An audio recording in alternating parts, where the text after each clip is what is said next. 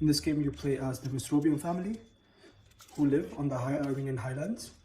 And what they do is they have a farm in front of their house. So they go out in the morning, they plant resources, they harvest them, and they turn them into desserts. Let's go through to a very basic turn structure in this game. So what you do first and foremost is the morning phase. So in the morning phase, you take one resource from the resource deck on top, and you place this in front of you on the table, which is known as the field, right? So here we have a grape icon resource card, and what we're essentially trying to do is we're trying to match that resource in order for us to harvest it. So we take this card, which has a grape icon. We can actually place this here, and we can activate that because it's adjacent to the field with that same resource. So how that happens is that on our sheet, we have all the resources mentioned on the top, right? Since we got one grape, we basically cross off this section. And as you can realize, the symbol has this circular shape here. This is the infinity symbol. This acts as a wild icon. So you could actually place this next to any card and get the resource that it's adjacent to. I'm going to basically, there's another wild one here. I want to use this. So look what happens when this happens.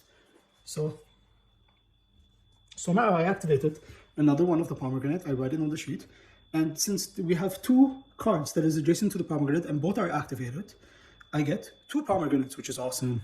Now what we need to do is basically the second card that gets activated, that is not the first card that we activated, flips on the other side. This symbolizes that that worker is tired. So the second phase is the kitchen phase. So after we're writing down all of our resources, we can move any of these points from one section to another. So we could move it from the top to the bottom, and then from here to here, which is the final place where the dessert is made. And you could do this basically once per turn. You have the nighttime phase, and what happens is basically you take a worker that is tired from the field, you place it in the bottom of your worker deck, and then you draw one card from the top, and you place that card in your hand basically, right? Oh, I've completed one dessert, right? And this dessert is called sweet sujuk. So what happens is you see the name of the dessert, and you go in your deck, and you find the name of that dessert that is written on the bottom. If there isn't in your deck, you can get it from your field. So for now, I want to get it in the field. I take that card and I flip it. Now, this is what the dessert looks like, sweet sujuk. And it has a special ability that it could be used. So guys, this is what a more advanced game looks like. You have a bunch of workers with their fields, respective fields, and I made a bunch of desserts. So what happens is I start calculating all these points, and I put them down here, and eventually I got 12 for this game. So this game is basically a beat your own high score game. The more you play, the more high scores you're going to try to get.